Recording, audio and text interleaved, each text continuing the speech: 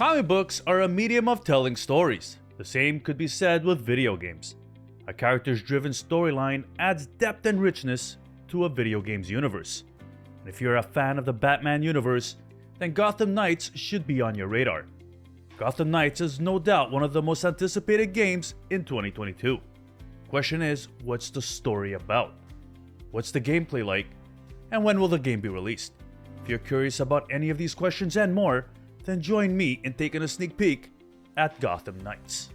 But first, don't forget to like, subscribe, and hit that notification bell for the latest sneak peeks, ultimate previews of upcoming games.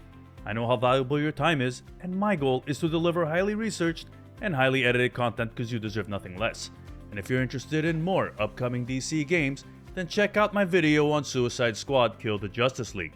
I'll leave the link in the description below. And with that out of the way, let's get back to Gotham Knights.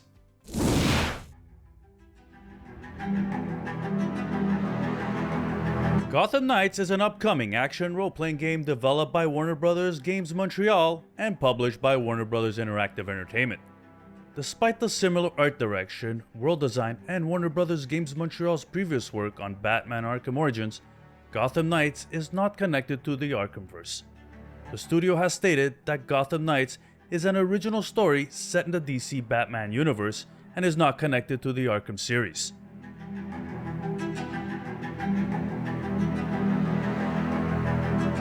What's the story about?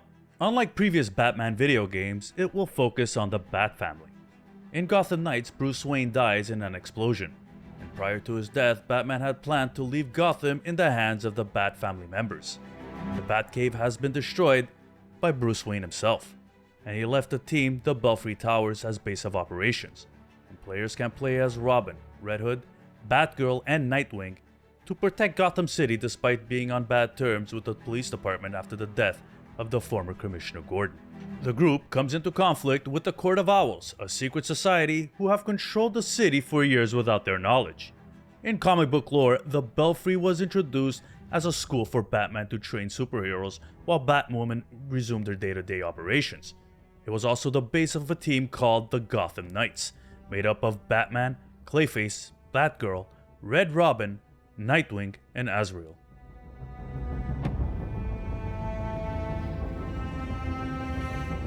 Warner Bros. Has confirmed that you can play through the full campaign offline by yourself if you want to. Fleur Marty told GameSpot the whole game is fully playable solo, and you can play on your own offline if you want to. There is no always online, and on top of that, if you want to experience with a co-op partner in a very seamless drop-in drop-out way, you can do so. There are no game-as-a-service elements into the game. Creative director Patrick Redding confirmed that each Gotham Knights character will have their own unique abilities and skill trees. Having each character feel different to the next is key to the story. A character might have access to the same tools like a grapple and a bat cycle.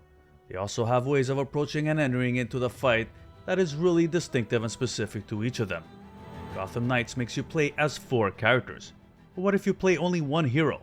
Will the hero you play become overleveled compared to the others? The answer is no. And if you play the entire game using one hero, the other 3 will keep pace. And since the other members of the Batman family are always present in the background while you're unraveling the mysteries of the game, they don't stay inactive. They're also progressing and getting stronger as well. The game will be split into 5 boroughs and will be home to various criminal factions. Boss fights won't just have increased health totals and other stats. Apparently the kind of moves they use during fights will change to match your character's level as well.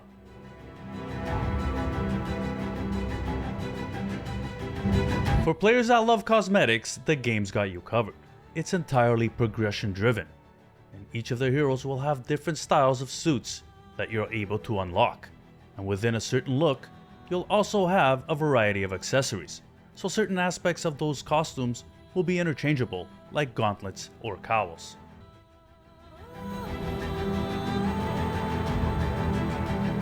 The game will be using Unreal Engine 4 and is scheduled for a 2022 release with no specific date at this time.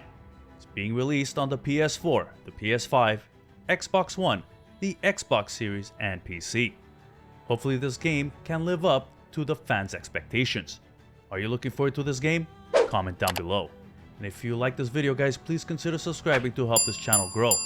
And don't forget to check out my last video, the day before, where the Suicide Squad killed the Justice League if you're looking into the future DC games. And as always, guys, thank you for stopping by my channel. I'm Az, and thanks for watching.